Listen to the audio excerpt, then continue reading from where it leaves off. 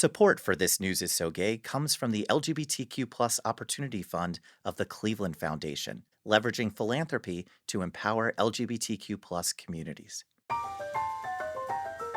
Welcome to This News is So Gay. I'm your host, Ken Schneck, editor of the Buckeye Flame, Ohio's LGBTQ plus newsroom. Thanks so much for joining us. Here's what we're covering on this week's episode. There are huge milestones in queer journalism. Why are those milestones important for us to know?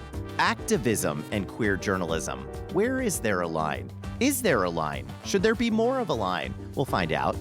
A new tool in HIV prevention and care. What does that tool look like? And of course, queer joy. Where is our roundtable Finding Queer Joy in the News right now? Joining us this week to answer all of those questions and so many more, managing editor for the Windy City Times, Jake Wittich. Jake, welcome back to the show. It is good to be back. Thank you. It's great to have you here, and former editor and current frequent contributor, and I think historian to Philadelphia Gay News, and it will always be said, an original roundtable member of the pilot of This News is So Gay so many years ago. Jason Villemez. Jason, always a pleasure. Hey, Ken. Thanks for having me. It's great to have you both. Our LGBTQ plus reporters roundtable is now assembled, so let's dive in. We've been starting the past couple of weeks asking our reporters on the roundtable how they are doing, and I see no reason to stop right now. There's a lot going on. Generally, Jake, how you doing? You know, January was rough. So I had New Year's resolutions. I'm celebrating the Lunar New Year this year. So this week I'm kicking off. But yeah, I'm doing great all around now. Yeah, really enjoying my work right now. We've got some exciting projects at Windy City Times, and it is about 60 degrees in the middle of February in Chicago. So we'll take loving that. We'll take it.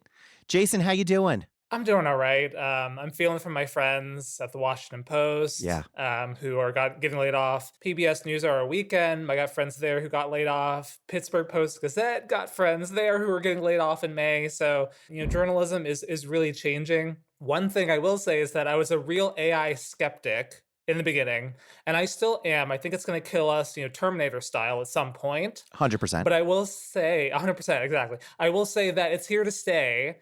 And I'm becoming less averse to using it for super menial stuff, like create the list, give me like stuff that I just, don't want to spend a million hours doing, so I can actually do the important work of reporting. So I've kind of shifted my view, and I think as long as we're going to be killed by it, we might as well get some use out of it too. So right. I'm slowly becoming an AI, not evangelist, but an AI okay. Okay. Yeah, I don't think that was the theme of Terminator, was as long as we can get some use out of it. If it's going to kill us, let's just do it. That actually, I had no plans on talking about this, sent shockwaves through the Cleveland journalism community just in the past couple days, because the editor-in-chief of The Plain Dealer, which is our paper of record here, wrote an op-ed that said no one should go to journalism school anymore. Just learn something fun, because AI doesn't mean that you need to have a journalism degree anymore. And a lot of us were not thrilled with that. We weren't feeling good about that. So there's AI.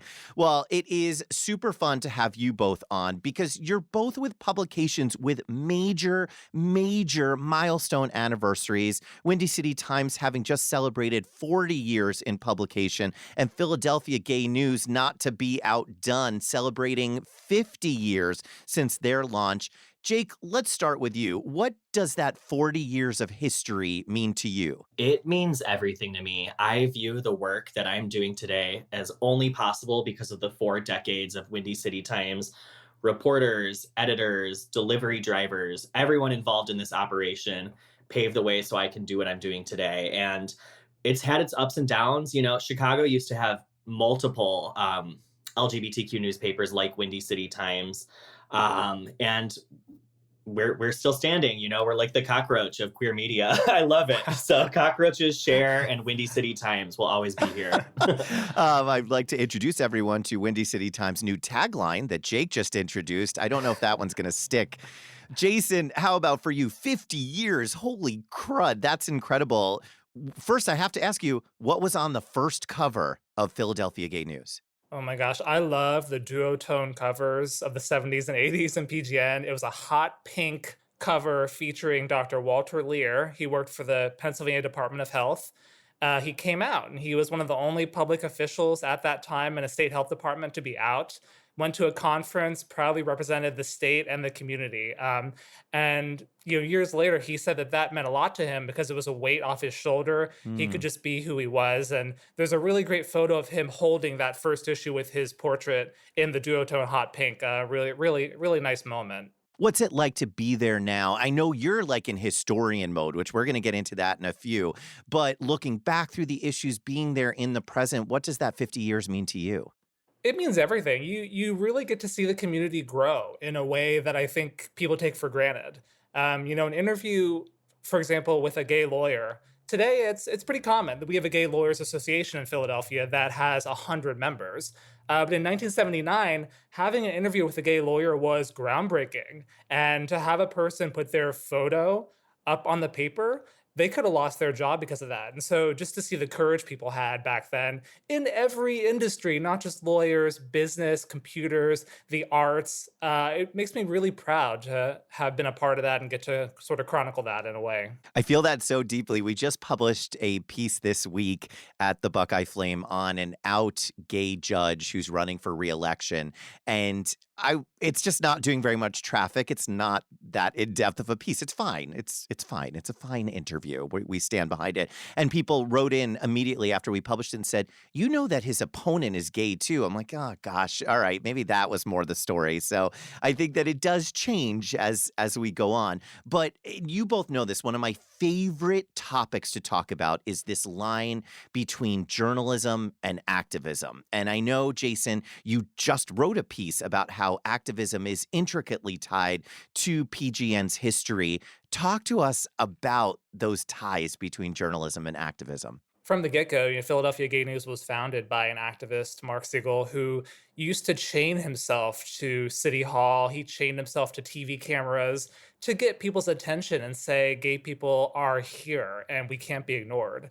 And he instinctively knew that that was the best way to make strides in civil rights. And so when he founded the PGN, he founded it not just as a way to spread news, but to build awareness and to get people to pay attention. And so it wasn't just writing a feature on gay homeless people. It was actually using the cover of the paper to call out politicians who wouldn't support the gay community. And my friend Lynn Brown, she's the publisher of the Washington Blade. Shout out to Lynn. She always says that it's the journalism that does its thing. It's not advocacy. We want to separate it. And after reading PGN for decades now and seeing 50 years of it, I wholeheartedly disagree with that because PGN was able to use its cover, for example, to call out the mayor of Philadelphia who promised to do a domestic partners law but didn't. And so week after week in 1996, on the cover of PGN was a clock that said, it's been 114 days since Mayor Rendell promised to sign a domestic partners law. And you don't get to do that with a quote unquote, non-advocacy journalism publication. Technically it's kind of, taking a side, which we're not supposed to do. But in that sense, PGN was part of the community, and I think it deserved to take the sides that it did. Not just with that example, but PGN used its relationship with other media organizations to create the largest AIDS awareness day the region had ever had in 1987. Not just PGN, Inquirer, Daily News, Tribune, all the networks ran the Surgeon General's report in 1987 about HIV/AIDS, and that was a thing that wouldn't have happened if the PGN staff hadn't have used their positions to advocate for the community. So it makes me super proud to talk about it. And again, I would encourage every queer publication to not be afraid to be an active advocate for your community because it's only going to help. And it's okay. You're still a good journalist, I promise you, even though you are also advocating for the things you're reporting on. I've struggled with that. I've been very open. I've talked about it on this podcast before. I was twice rejected in the past year and change from the Ohio Legislative Correspondence Association, which is the group that grants entry into the Columbus State House for hearings that we obviously want to cover at the Buckeye Flame. And the rejection both times was based on you're an activist, not a journalist. And so playing around with that line has been really difficult for me as we navigate forward. How about those lines of activism with Windy City Times, Jake? Yeah, I mean, we were just talking about its legacy, and I would say activism is part of Windy City Times' legacy. Even from its early days, Windy City Times uplifted the fight for the Chicago Human Rights Ordinance that introduced non-discrimination protections for LGBTQ plus people. We uplifted the fight to get similar protections at the county and state levels. When there was the push for marriage equality in Illinois, our co-founder Tracy Bain was a leader and speaker at the March on Springfield for Marriage Equality in 2013. So we've always been engaged in activism and uplifting things that are going to uplift our community. It's part of our DNA, and I'd say that's what makes our journalism matter to the people we serve. I've faced similar things where I've been called an activist before. I remember about 10 years ago, my first time reporting on a pride parade. I've been to them since I was like 15 years old, but my first time reporting on one, I wore a rainbow pin, and another reporter told me, you should probably take that off. You're going to look like you're biased. And I was like, I'm gay, so I'm not taking it off. But then I'm so grateful to now work at a place where I don't have to hide who I am, and I can bring my, I guess, biases. I can be transparent about them. And I think that's what makes my journalism stronger. Jason, I have to ask, because I know that you've been going through so many different back issues and lugging them up from the basement to look at them. Tell me one of those covers where you're like, okay, I can't believe that was the cover. One that really struck me was from the 1980s, and it was an animated cover. It had barbed wire on the top and barbed wire on the bottom. And it said, "Gay immigrants not welcome here." And it had an American flag in the background. And I think that one, just based on what's going on right now with ICE around the country, that one really struck with me. It was a beautiful cover. The colors were vivid. The flag in the background was vivid, and the message was absolutely horrible. And so there was kind of a blend of like, oh, that's a really great art piece, and also how horrible is that? We have a wall in the Buckeye Flames newsroom of 50 years of LGBTQ plus publications, the covers of them in Ohio. And I'm kind of amazed at how many of those covers could have been printed last week and it still would have been true about racism within the community, about anti-lesbian sentiments. I mean, there's just so much, certainly anti-trans sentiments within the community. There's still so much more work to do, friends, but let's actually jump into some of the local news for you all, because there's some really fascinating stories coming out of your regions. Jake, for those who do not know, tell everyone about Antonio Gutierrez. Antonio Gutierrez is an undocumented queer activist here in Chicago who's really been on the front lines of immigrant justice work for more than a decade, and especially since ICE first began invading Chicago around last year. Antonio serves as the strategic coordinator for Organized Communities Against Deportations. And that's an undocumented-led group in Chicago that builds networks and rapid response to ICE activity. They connect people with resources and trainings, and they organize community resistances efforts against deportation. So they're really plugged in. And what's interesting is they came to this work because they originally wanted to be an architect after graduating from the Illinois Institute of Technology in 2012, but due to their undocumented status, they could not get a job.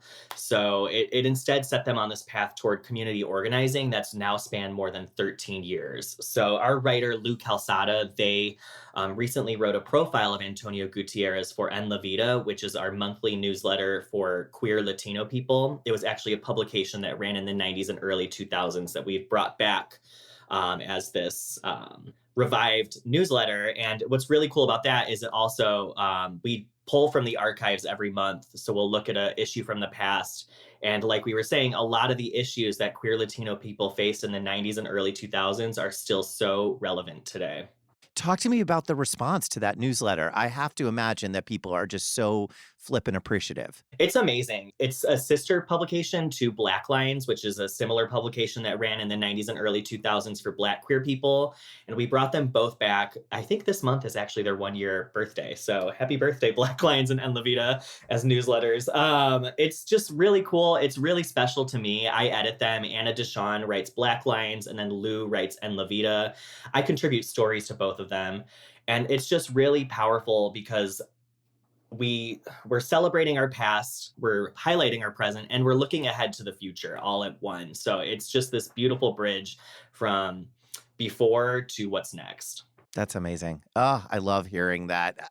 It's hard to do this podcast sometimes because I'm also thinking, oh, crap, we really need to do that. And so it always gives me a to-do list when I hear all the amazing things my colleagues are doing. Jason, in Philadelphia, tell us about a new tool for HIV prevention and care. Yeah, this is pretty cool. So Philly Keep on Lovin' is a sexual health initiative created by the city of Philadelphia to get resources to Philadelphians who need it. They give away free condoms. They gave away 1 million free condoms last year. They send HIV testing kits to people, gonorrhea testing kits. They'll send a healthcare professional to your house if you are worried about HIV or syphilis.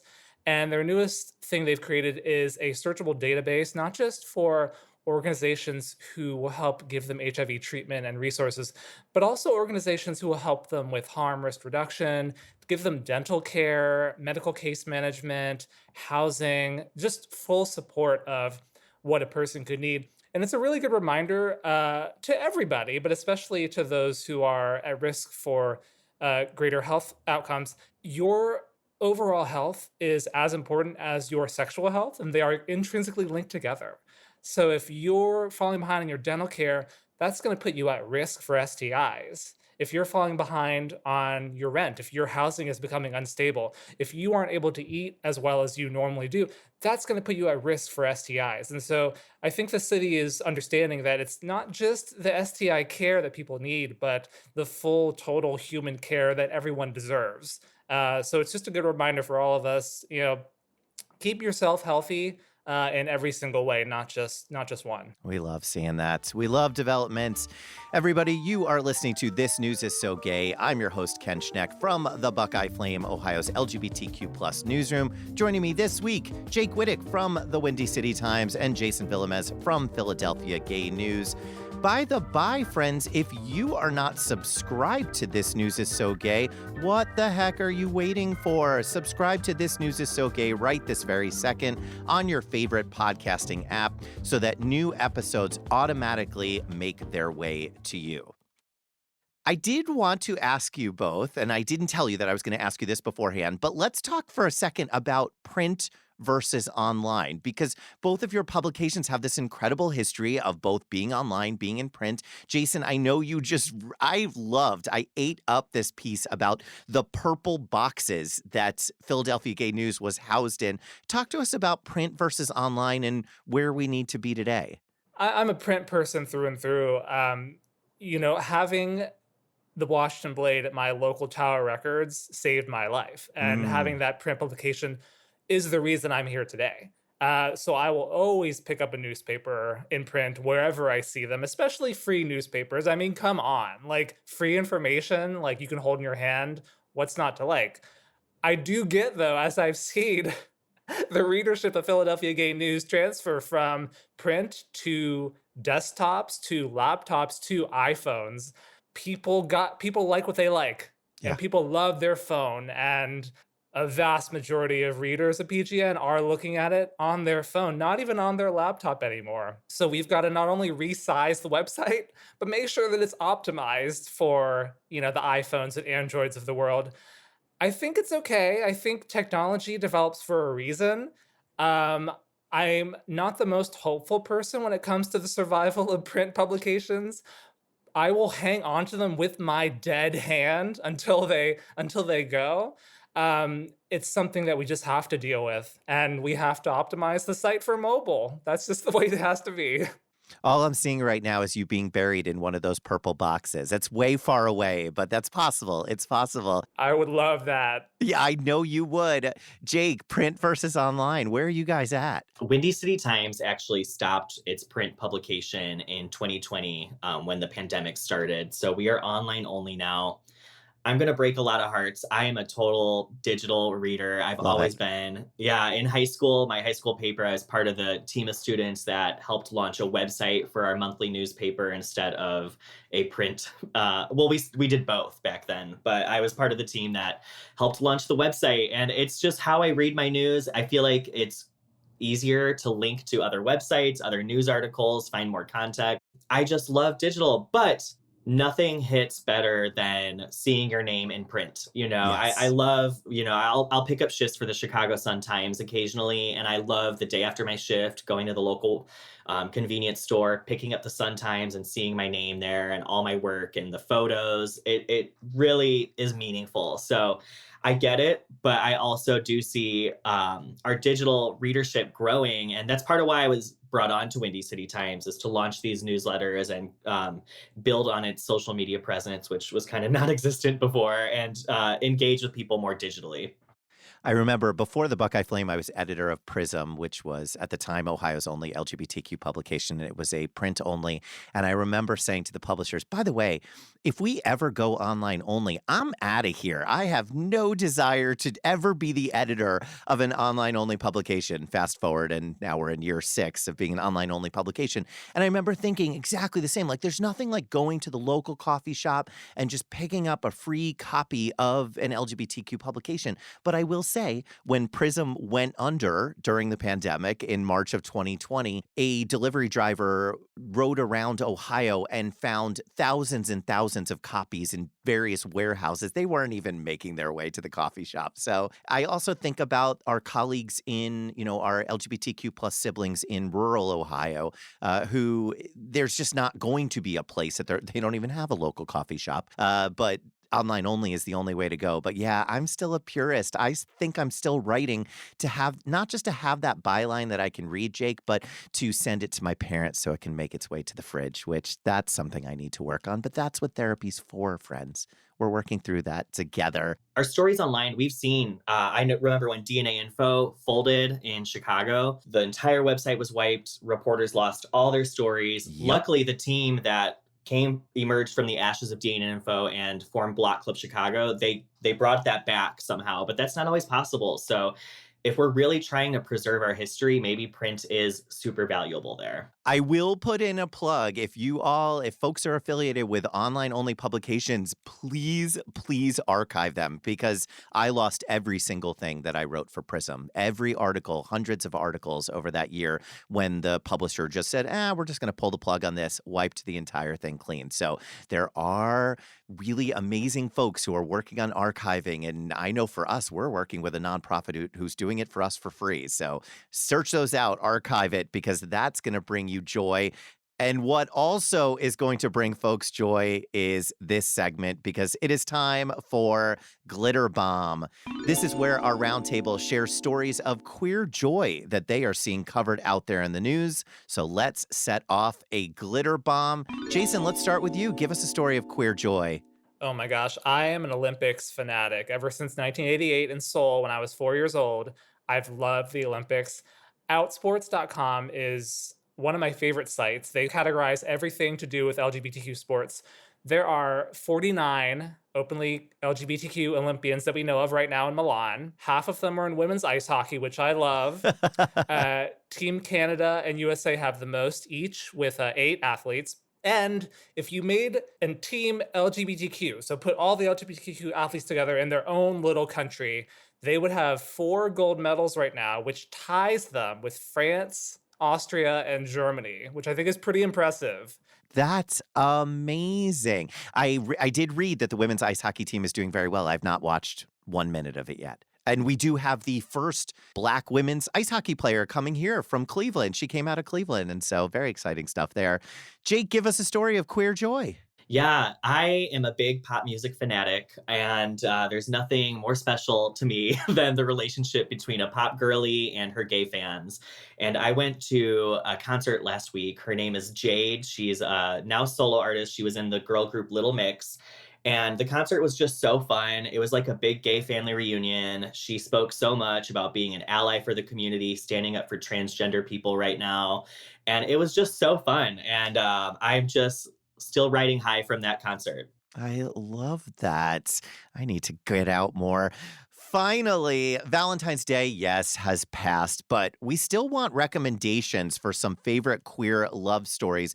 So, for this week's quick queer culture question, what is your top queer love story? TV, book, movie, whatever you want. Jake, let's go with you. Give us a queer love story. I'm going to stick in the realm of music, and maybe it's on brand because it's kind of a failed queer love story. Yeah, I really love Tyler the Creator's album Igor. It kind of tells the story of a breakup through the stages of anger, grief, acceptance, to then kind of forgiving that person you had the breakup with and eventually becoming friends. And I was like in my 20s when that album came out. I was going through a breakup that I thought was the end of my world. And this album like helped me get through it. And now me and that ex are like best friends. And I just think what's more queer than that pipeline of boyfriends to exes to best friends. So that's my story. I didn't even know we were allowed to be friends with our exes. This is a whole new day for me. Jason, give us a queer love story that we should know about. I'm going to shout out the gay love stories in video games, which have Yes. come a long way since the 70s, let me tell you. So, my favorite love story in a video game is from a game called Mass Effect. And it's a science fiction game. There's a character in Mass Effect 1 and 3 called Caden Alenko. He's a kind of a sexy Canadian twink from Vancouver. In the first game, he'll only accept a romance from a female avatar. So, if you picked a male avatar as your first player in Mass Effect 1, you couldn't romance him. He wasn't an option. But in the third game, somehow, he miraculously accepts his bisexuality, and he will accept a romance from either a female or a male avatar. So obviously, I'm choosing a male avatar, and I'm romancing Caden every single time. I love it. I absolutely love it. I love when video games give you the choice. I'm really into the farming simulator games. So, like Stardew Valley, you can marry Yes. anyone of any gender. Love that. I actually almost brought up The Last of Us. I love the relationship between Ellie and Dina. Whether you want to talk about the video game or the TV show, it's great to me. So, Wait, who did you romance in Stardew Valley, Jake? who's the broody guy with the black hair? I forget his Oh, name. Shane? No, not Shane. It's Sebastian. Sebastian. Thank you, Gray. Please say that stays on the podcast because we rarely hear from producer Gray. And I love that was the moment, and that better appear on the podcast. I'll leave it in. That was honestly a highlight of everything I've done on this podcast. I do have to give a shout out to Joe Reberkenny of the Washington Blade, who was on the podcast a few weeks ago. And let's just say that Joe and I are not of the same generation. He is perhaps quite a bit younger than I am, I think half my age. And he shouted out a retro vintage movie that he became addicted to. And that movie was Trick. And ever since he said that, I have been watching it nonstop. So that is my queer love story for the moment right now. Well, we certainly want to hear what you all are working on. Jason, what's coming up as we continue to celebrate the 50 years?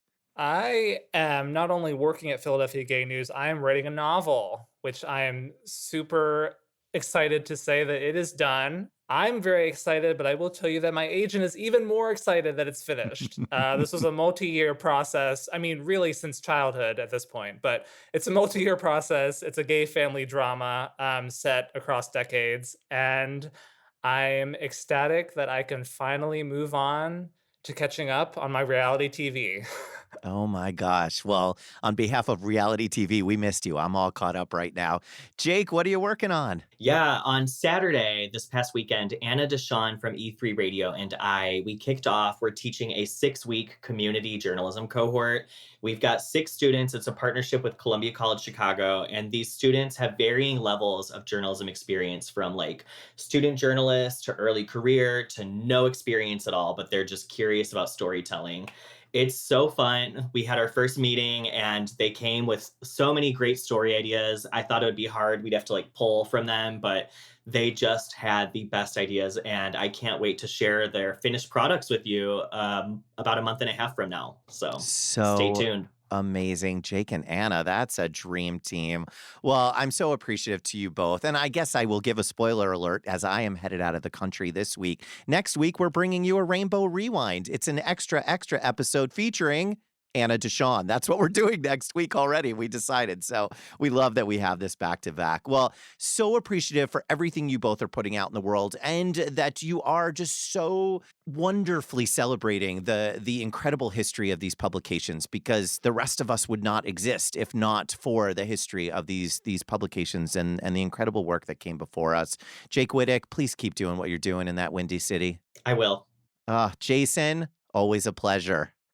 Thanks, Ken. Happy to be here as always, and love you platonically. Love it. Love it. I'm Ken Schneck, editor of the Buckeye Flame. And if you liked this episode of This News is So Gay, please share it with a friend. Subscribe so that you do not miss out on our next episode. Send an email on over to editor@thebuckeyeflame.com. That's me, to let us know your thoughts, and rate and review us on your favorite podcasting app. This News is So Gay is a product of the Buckeye Flame, a scrappy queer nonprofit newsroom. Become a recurring donor today for as little as $12.50 a month, which truly enables programming and queer news just like this. In the meantime, read LGBTQ+ news, share the stories of LGBTQ+ reporters, and support the work of LGBTQ+ newsrooms. Until next week, friends.